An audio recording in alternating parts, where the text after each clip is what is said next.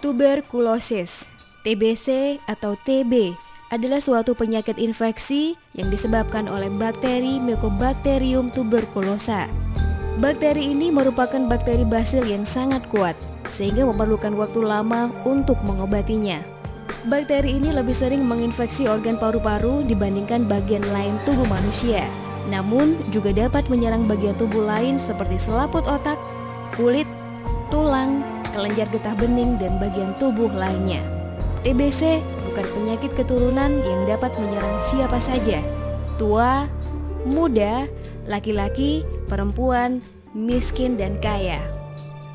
Insidensi TBC dilaporkan meningkat secara drastis pada dekade terakhir ini di seluruh dunia.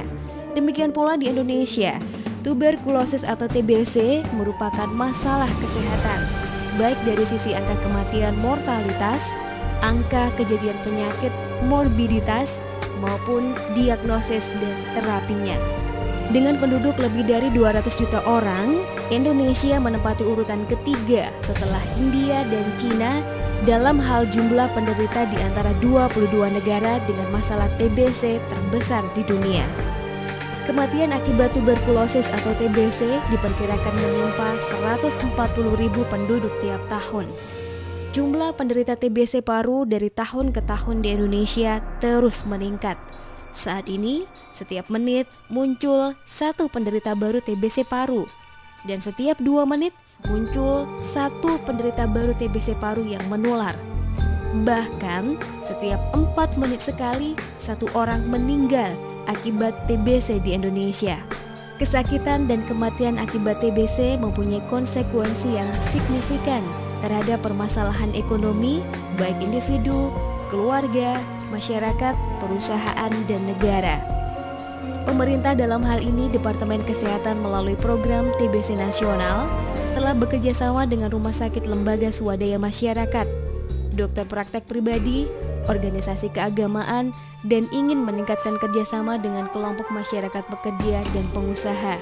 Peningkatan perhatian dari pengusaha terhadap penyakit TBC di sektor dunia usaha sangat diperlukan. Nah, guna mensukseskan aktivitas pengawasan TBC, pengobatan yang teratur sampai terjadi eliminasi TBC di tempat kerja.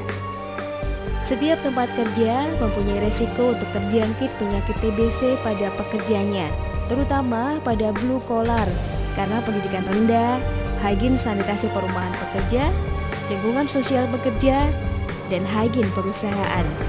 Pengusaha diharapkan berpartisipasi aktif terhadap penanggulangan TBC di tempat bekerja pada saat seleksi pekerja, higien sanitasi di perusahaan, gotong royong perbaikan perumahan pekerja, bekerja sama dengan puskesmas setempat.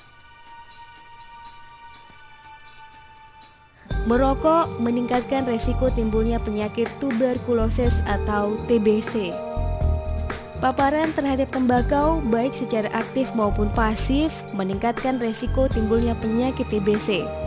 Data dari Litbangkes menunjukkan bahwa mereka yang merokok, termasuk mereka yang masih merokok saat ini dan yang telah berhenti merokok, mempunyai resiko menjadi sakit TBC 3 kali lebih tinggi dibandingkan dengan mereka yang tidak merokok. Pengawasan TBC di tempat bekerja memberikan keuntungan yang nyata kepada perusahaan dan masyarakat.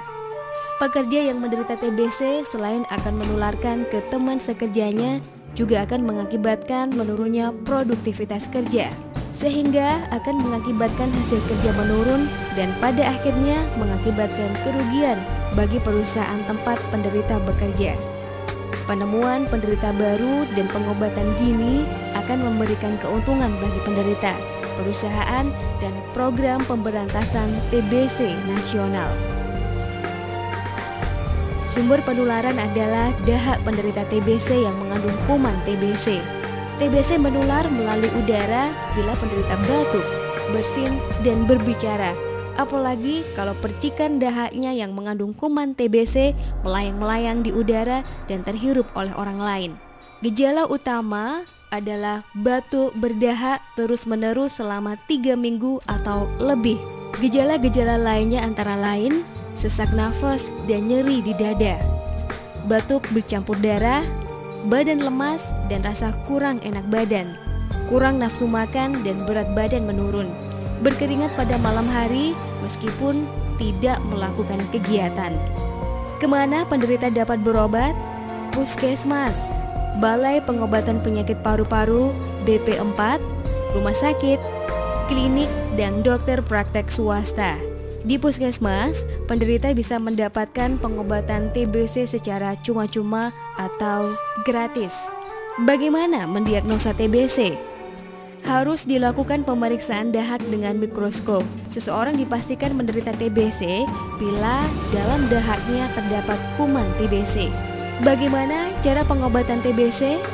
Pengobatan dilakukan dalam 2 tahap, yaitu tahap awal intensif dan tahap lanjutan.